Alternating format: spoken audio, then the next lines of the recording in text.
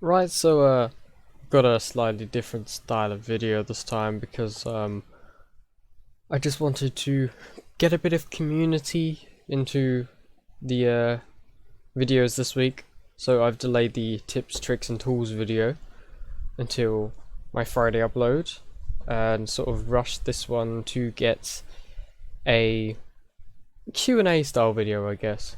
If you have any questions for a future Q&A, just ask. These are mainly Conlang related. Well, these are Conlang related this time. But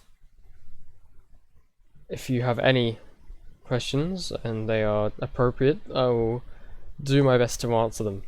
No idea how long this video is going to be. I will probably try and drag it out with something else if I can.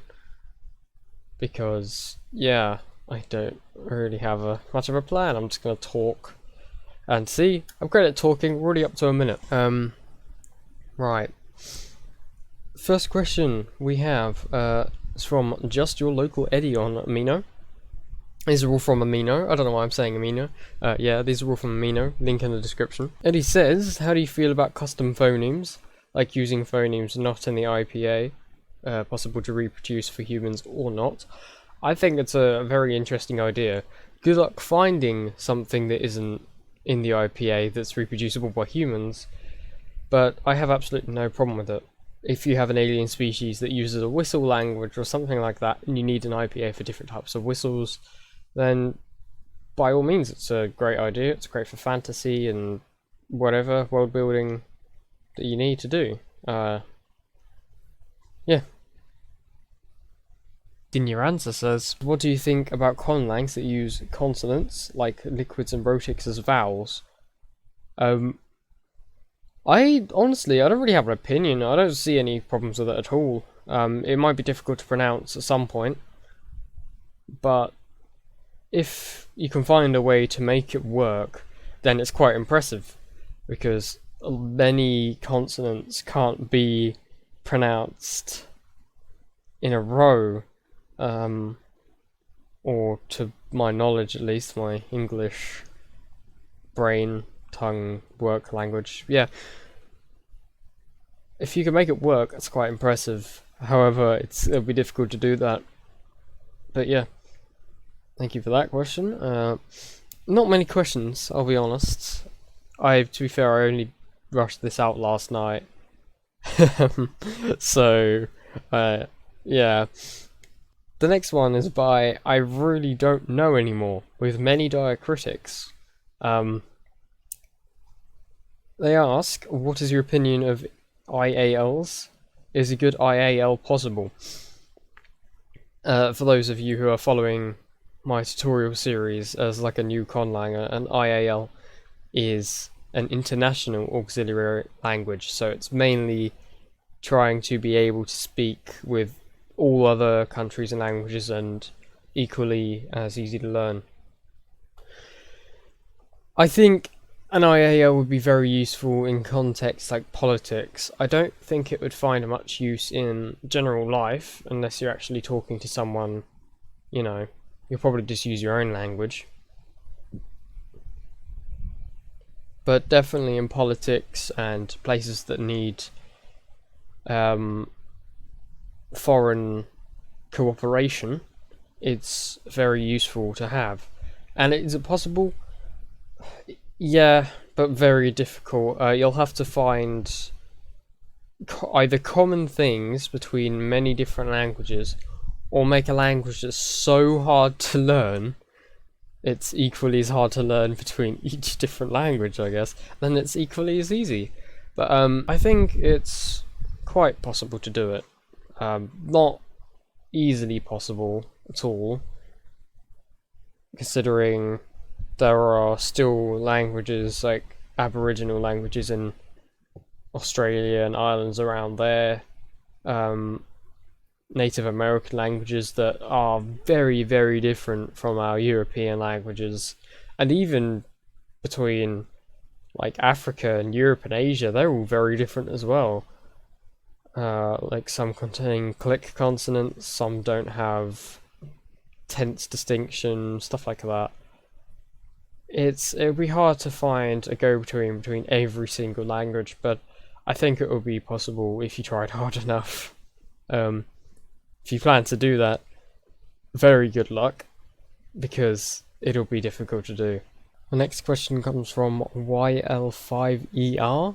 I assume there's a pronunciation for that I just don't know.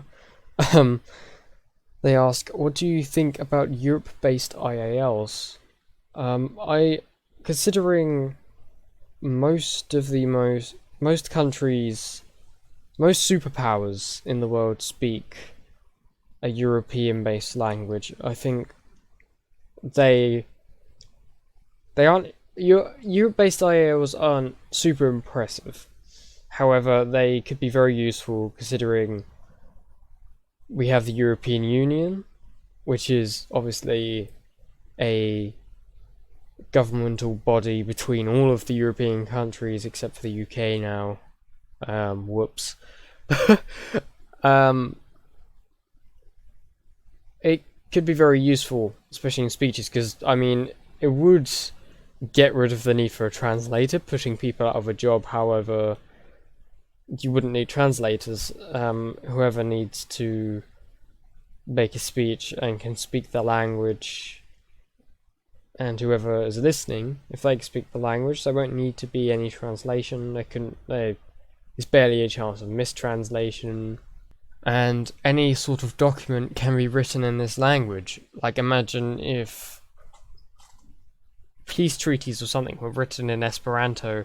That would mean that, it wouldn't have to be translated between different languages. Everyone could just read it. I wouldn't say, once again, it's a good thing to speak like in person. You'd probably be using your own language for that, but it would probably be quite useful, especially in considering the Indo-European family tree is about 445 languages large. I don't know if that's what you meant, or just in Europe, like no India or anywhere like that, Eastern Russia and the American continent, or consonants, sorry, but it would be extremely helpful, I would say. Not super duper practical, considering there's many more languages, but it would be very helpful. And a latecomer from I Like Windmills. Name every language that you've studied and how much. Now, obviously, I won't be able to name every single language that I've studied or looked at. However, I'll do the best I can to name them, at least a bit.